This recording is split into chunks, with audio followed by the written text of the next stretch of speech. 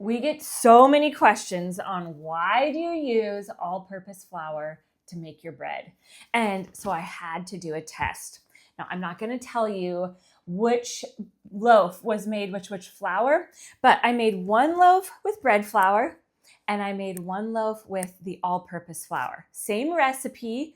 All I did was I did maybe 50 grams less of the bread flour because bread flour does absorb more moisture than all-purpose flour. So that's one little tip for you. If you're adjusting the flour in our everyday dough recipe, which 100% you should, make it whatever flour you want it to be. But when you adjust the flour, you need to know that different flours absorb different amounts of water. So I made 2 loaves, one with bread flour, one with everyday all-purpose flour, and we're gonna cut into them and I'm gonna show you exactly what they look like.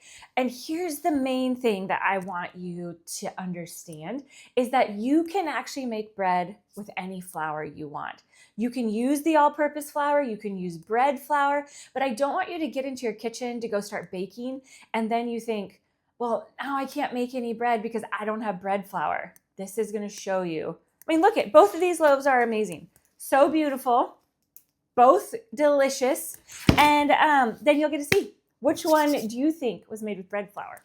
Now, I would say that the one problem with my experiment is that I was not able to proof these in the exact same proofing basket. So this loaf right here, let me move this stuff out of the way. This loaf right here proofed in this Banneton basket. And it's just the typical kind that, I don't know, made with bamboo or something like that. Well floured. These were both, the dough was made the exact same day. They proofed the exact same amount of time in the fridge. This loaf I proofed in our Broad and Taylor basket. I love these baskets and I'm going to put the link to these down into the description below. And I'm also going to put the link to our everyday dough recipe down in the description. So if you have not hopped over to make that before, you will be able to make it, which, okay, let's listen to this. Oh, sounds so nice. This part, a little bit crunchier. They both have a similar ear, which, you know, the ear really is created more so, it is from having great rise, but it's also created from doing a really angled score. And our family, okay, listen to that. Oh, sounds amazing. Our family has basically decided we don't really want a big ear. It's hard to eat. And so everyone likes it better if I don't do a big ear on the loaves. So I try to keep the scoring a little bit straighter. Okay, so here's this loaf. It has some nice big air pockets in it, which is great. It rose really well.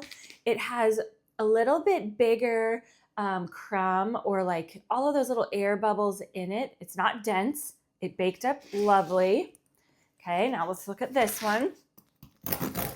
But don't you think it's interesting? Just by looking at these loaves, would you be able to look at one and say, oh, that was bread flour or that was all-purpose flour?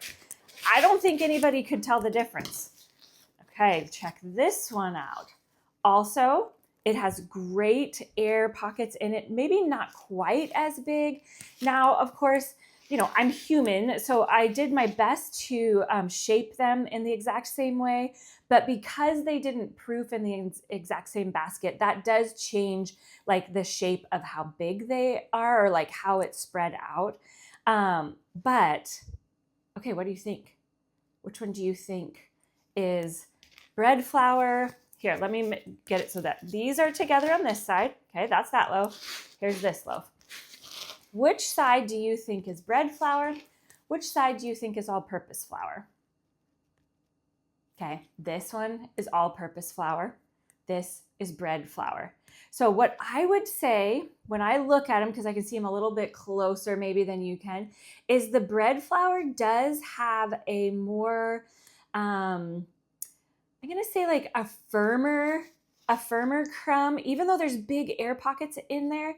This one feels, the all-purpose flour feels maybe a little bit spongier, just ever so slightly. But check that out. these both made amazing bread.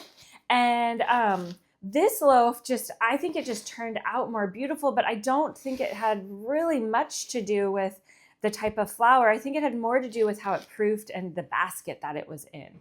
So this is your proof right here. You can make delicious bread with all-purpose flour. And here's my biggest tip for you. If you are struggling with your dough being sticky, then I want you to use just a little bit more all-purpose or bread flour, whichever one you're using. If your dough's too sticky, mix 25 to 50 grams more into that dough, let it proof in the fridge overnight, and then bake.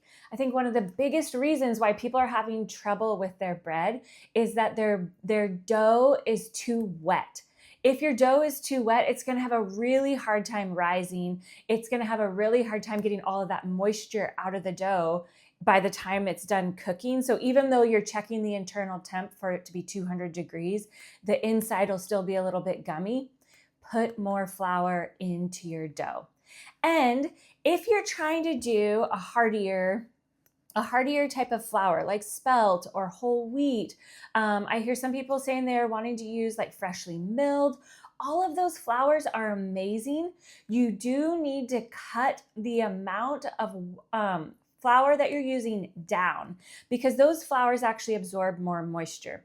But if you're finding that your bread is just like a little bit too dense and rich, start to play with the ratios a little bit.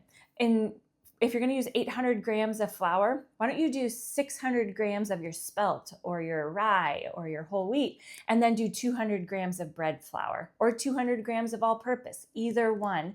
You need some of that like easier to digest food for your sourdough yeast, and it's going to give it just a little bit more fluff. But this is me telling you, you can use that all-purpose flour that is in your kitchen.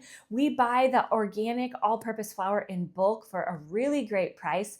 The bread flour I also found in bulk now. I'm a little bummed it's not organic. We have so many great videos in our sourdough playlist to help you bake up really delicious bread with whatever flour you choose. So whichever one you choose to go with, have so much fun. Click on down to the description. There's tons of goodness down there. Links to the basket, links to more videos.